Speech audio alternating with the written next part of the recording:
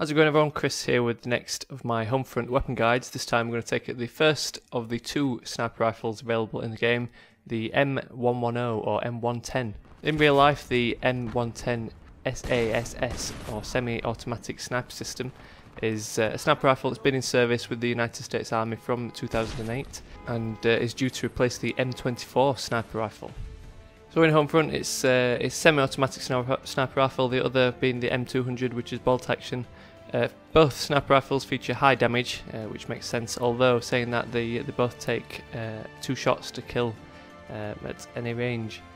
Being a semi-automatic sniper rifle, the rate of fire is pretty moderate. There's a slight delay between the 2 shots, but it's enough to take an enemy out pretty quickly with your 2 required shots.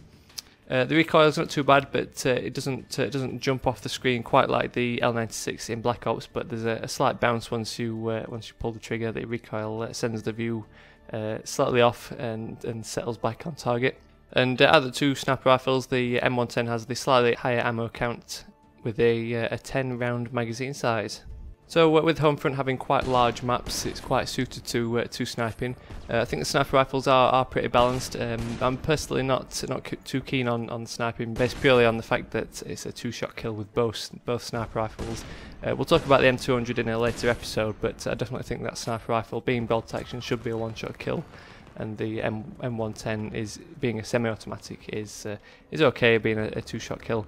I'm not really too sure why sniping is so popular, because this is basically the first time I've took a serious look at sniping in Homefront for this guide, and compared to running a gun in my preferred play style in the game, I find it quite boring. I don't know whether it's just because I'm used to running around and getting into the action.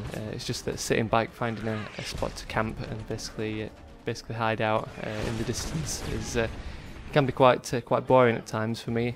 But saying that, it's quite fun being able to take a step back and just watch the action unfold on the battlefield and kind of take people out as you spot them from across the map. It's really satisfying when you manage those 1-shot kills with headshots. So it can be good fun. So main tips I'd recommend, since giving sniping a try, is you definitely want to find yourself somewhere high. There's plenty of ladders on the maps in Homefront to enable you to get on top of buildings and on top of billboards and places like that. These are by far the best places because you get a nice sight line right across the other side of the map. The only thing is that a lot of these places are quite well known now, so you'll find that the enemy run and gunners with the SMGs will occasionally stab you in the back once they go sniper hunting, so that's the main thing to watch out for. But yeah, definitely find somewhere high where you can look across the map and use cover to your advantage. So with both sniper rifles not having any attachments available, well, let's take a look instead at some recommended equipment that you might consider.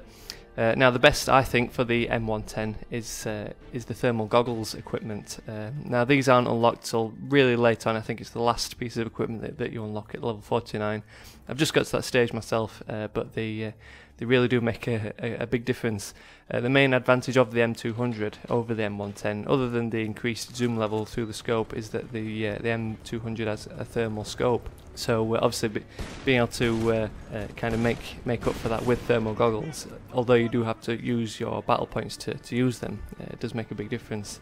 With the thermal goggles, you'll be able to see the enemy outlined in white. You'll be able to see them all the way from across the map, whereas you otherwise probably wouldn't be able to just using normal vision. Obviously, this helps you pick out enemy snipers on the other team and just basically pick out people who are hiding behind cover. Otherwise, a handy piece of equipment you might want to consider is the personal UAV sweep. Now, the UAV will only show enemies who are currently firing their weapon, so the UAV sweep does help, so you can kind of get a complete overview of the battlefield, so you can kind of judge where people are from the little radar, and then kind of look in that general direction and find people through your scope.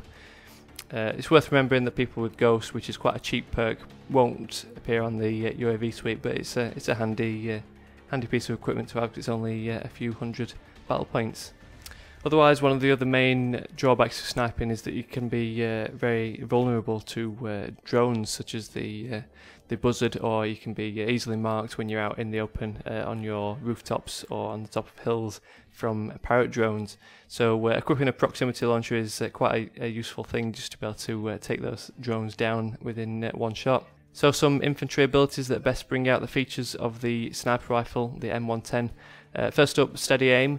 Now, because you'll need 2 shots to kill anyone in Homefront with the M110, to reduce that recoil after your first shot, the steady aim perk will help quite a lot. Steady aim just reduces the recoil on weapons, so in between your 2 shots to kill with the M110, it'll just make things a little bit easier. Otherwise, you can have some fun in Homefront with sniper on sniper battles. I've had plenty of times where there's been me against another sniper at the other side of the map, both on rooftops, taking shots at each other. So the one thing to bear in mind, because both players will need 2 shots to kill, oftentimes you'll get hit, so you'll move back behind your cover, but you can sometimes get a bit impatient and stick your head out a bit too early, and then when they get their second shot, it's game over. So the quick healer perk shortens the time it takes for you to recover after being shot, so you can stick your head back out a lot earlier than you would otherwise. It can often save your life a couple of times.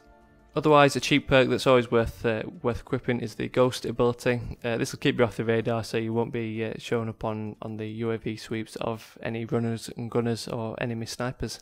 Otherwise, just a quick another little tip is the tactical reload is another ability that's worth equipping. Whether you're needing 2 shots to kill, your 10-round magazine size won't last too long, so the tactical reload will just help shorten the time it takes to replace your magazine.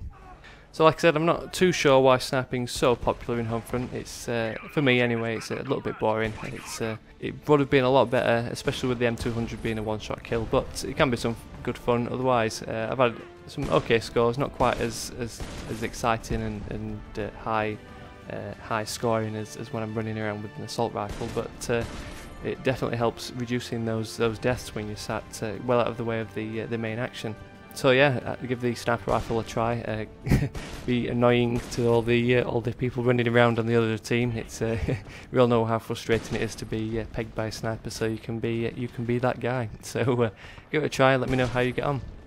Thanks for watching. If you enjoyed this episode, be sure to drop a thumbs up. If you enjoyed it, it really helps with my exposure. Subscribe if you want to stick around for more of these Homefront weapon guides. I think we've covered all the first weapons in all the weapon categories.